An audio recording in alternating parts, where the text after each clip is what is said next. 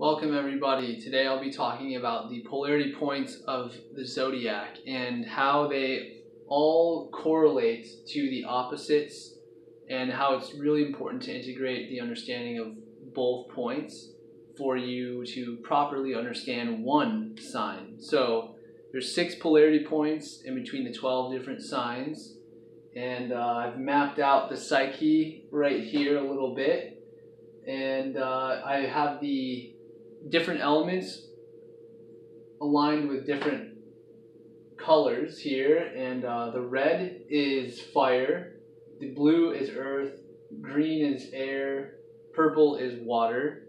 So I'm just going to go through each zodiac sign and kind of correlate the two opposing signs so that you may understand more appropriately what each sign means. So beginning here with Aries, it is the I am presence. It is the initial emergence of the baby and the infant and the individual, and how you balance that with the other person is going to be Libra. You find out how you relate to others by being more centered in who you are, and in order to properly use the Aries or Libra polarity, we need to find out how to integrate who we are and who we know ourselves to be on a personal level so that we can properly engage, exchange, and participate with others in relationship. So Taurus is I have, right? It's I acquire things, and to understand the polarity point of Taurus, which is Scorpio, is I desire. It's fundamentally something we don't know exactly why we desire things sometimes, and it's all fundamentally comes back to the notion that it gives you a greater sense of self and your own possessions and your own abilities and skills for you to provide for yourself, which is all Taurus. And fundamentally, those things that we strive for in life, if we better understand what it is, why, how, where, what, when, who we desire, all those things that we want to acquire, if we understand why we desire, then we can understand better how we integrate what we have with our life and live ultimately a more fulfilled life through our possessions, the things that we acquire in life, the things that we take on as our own responsibility and our own sense of self, is essential to understand what we fundamentally want and desire. And in order for you to understand what you desire, you actually have to go into the depths of your own psyche, which is Scorpio, going into the dark unknown of what it means to be who you are, what it means to be human, what it means to have a mind, right? And also an ego.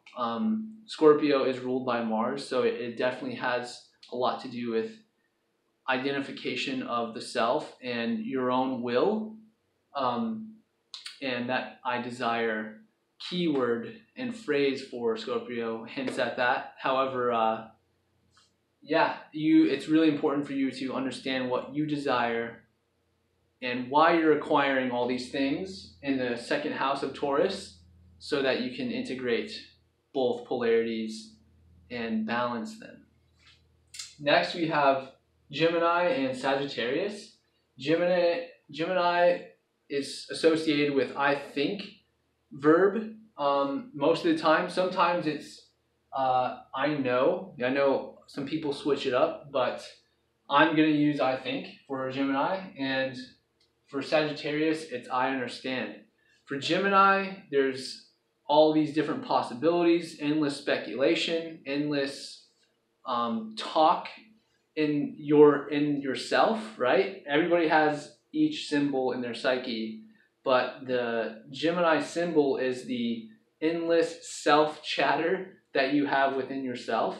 And that is best utilized when we begin to understand what it is to be who we are as an individual and how we express ourselves in a more broad sense. Not just thinking about what the individual me wants as an ego, as someone that thinks for themselves, but someone that can utilize their thinking process and their thinking power in order to expand and integrate higher learning and higher teaching into the greater whole, and understanding what it is that you're thinking about in terms of archetypes or mental studies, or breaking out of cultural modes and cultural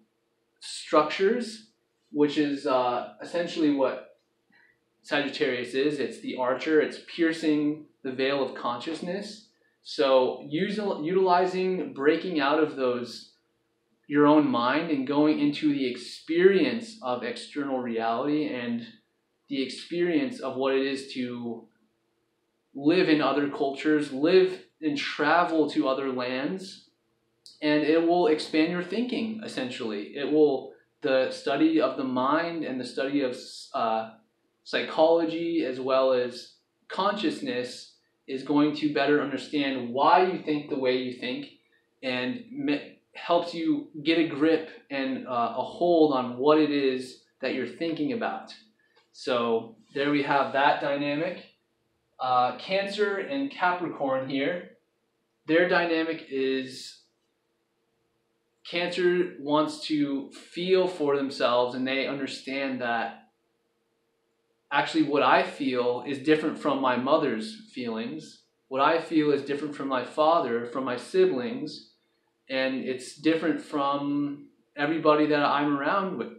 And that's important to me because how I use my feelings to integrate into the world with Capricorn, and how I use my feelings in order to participate and contribute to the whole in a productive and pragmatic way, will allow me to better understand and better feel and use my feelings, use my emotions, and use my intuition to creatively and productively build things in your life.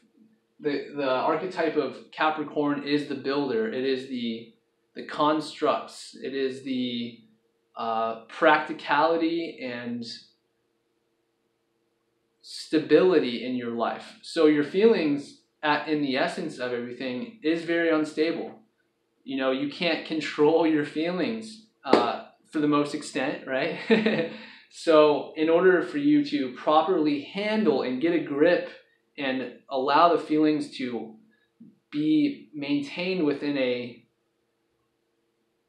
structure, you know, they can still exist within the structure of Capricorn if you just hold a space for them, and hold that structure for them, so that the feelings can live and also be utilized in a productive and intentional way. So next we have Leo and Aquarius. And Leo is about what I will have, what I will, rather than what I desire. Desire is going into either the past or the future. It's kind of mystical and magical, and rather the I will is having it now, showing who you are and presenting yourself how you want to be or want to have right now. I will go up and, go to the gym, or I will go up and read a book. I will go out and hang out with friends. It's a direct application of your own creativity. And Leo, the fifth house, is directly corresponded with your own heart center and your own internal feelings in terms of what it is that just lights you on fire. It's a passionate feeling rather than Cancer being more of a sensitive and receptive feelings. Leo is more of a outward, I'm going to do this because it is something that I have chosen. The lion is ready to rip and roar and ready to, go after that meal or go after that sustenance so that it can sustain itself. And the polar opposite of Leo is the detached Aquarius, right? The airy Aquarius that holds the bucket of water and that is not touching the water, because water represents emotions. Aquarius represents that person who can contain the emotions and can be detached from them. And however, this can produce many problems because then you're not internally going into what you actually want to be and do as a human. And it can be very robotic and be very emotionally distraught, or also just depressed because you can't understand feelings. Feelings are very complex, and if you're only in the left brain, right, the logical brain, then you will not completely understand your feelings because they can't be summarized within language and words. They need to be felt. So anyway, utilizing what you will in your friendships, in your own, balancing what you want, because Leo is the dominant leader. Leo is the one that wants to have its way, and we need to balance that with how we relate to our friends, because if we are to all use our efforts in a beautiful and humanitarian way, we need to compromise in a way that is allowing us to do what we will, do what our creativity wills us to do, and at the same time to know what is best for the greater whole of humanity. Because Aquarius represents, humanitarian, and it represents friends and goals and aspirations, and utilizing your own creativity for the group and the greater structure of society is going to allow you to balance that contribution that you want to give, as well as that you want to have, and what you want to present as a individual ego and a human being. So going next onto Virgo and Pisces dynamic. First, we look at the things that we have acquired in life, the things that we have done throughout life, and reflected and properly made sense of everything, which is the analytical. I analyze, making sense, making everything work and efficiently streamline everything in our life and build systems around that which was not systemized and not consolidated and simplified. And once we do all that, we need to actually let go of it.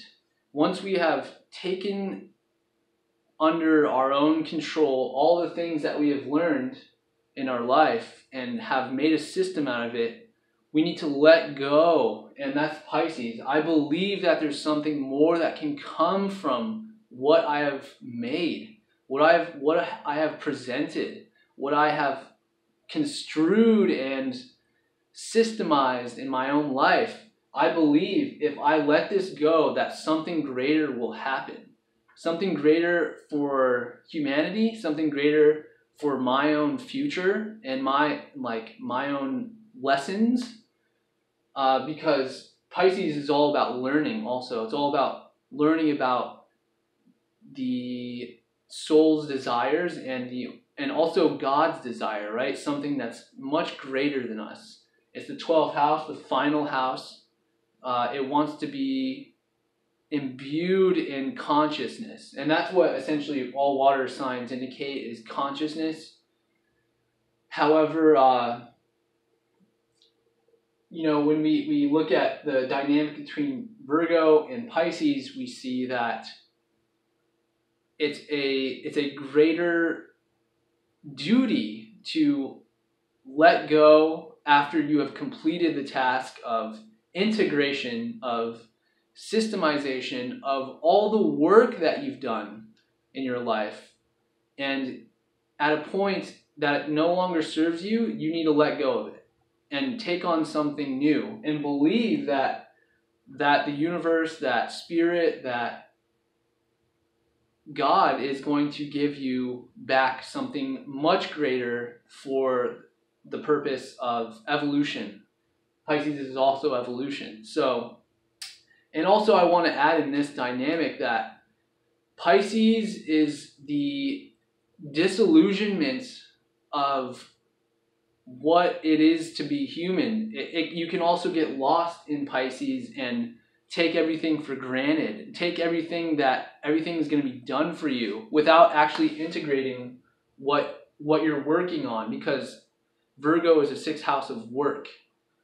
And if you are not doing the work that God or universe has endowed upon you, and you're not putting to use and not taking apart and putting back together, reverse engineering and going through the motions, physical labor, putting the effort in. If you're not doing the things that are given to you by a higher intelligence, then you are not properly using that polarity within Virgo and Pisces. So that about concludes the polarity points of the zodiac. Very briefly, hope you guys enjoyed it. I'll see you guys on the next one.